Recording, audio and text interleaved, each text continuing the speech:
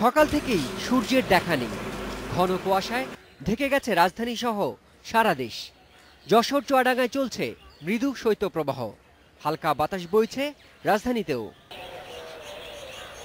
আলু, টমেটো, ফুলকপি সহ রবি মৌসুমের ভালো ফলনের জন্য সূর্যের আলো খুব জরুরি। তাই এমন কুয়াশা রবি শস্যের ক্ষতি করবে। এছাড়া কুয়াশার সাথে যদি হালকা বৃষ্টিপাত হয় তবে সারা দেশের আলু চাষে মারাত্মক প্রভাব পড়বে বলে আশঙ্কা করছেন কৃষিবিদরা। ফগি ওয়েদারের জন্য সেই সানলাইটগুলো পায় না, তাছাড়া সেই সময় ময়েশ্চার কন্টেন্ট বেশি বেড়ে যায়। অনেক বেশি বেড়ে যাওয়ার ফলে যত রকমের প্যাথোজেন আছে তার স্প্রেড সবচেয়ে বেশি হয়। ধানের ক্ষেত্রে হতে পারে, হুইটের ক্ষেত্রে হতে পারে, এবং আলুর ক্ষেত্রে তো আমি বললামই। তো এই ক্ষতিটা ফগি ওয়েদারের জন্য হয়।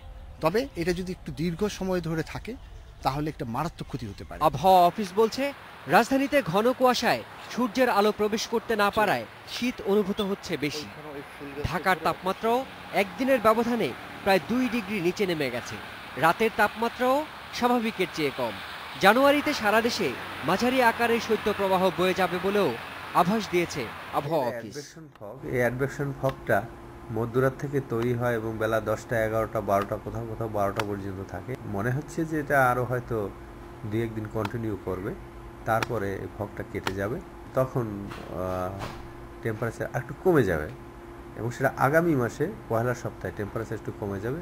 তখন আবার নতুন করে হয়তো শৈত্যপ্রবাহ আসতে পারে। আবহাওয়াবিদরা বলছেন, জানুয়ারির প্রথম সপ্তাহে উত্তর পূর্ব দিক থেকে হিমেল হাওয়া নেমে আসতে দেশের তাপমাত্রা আরও নেমে যাবে।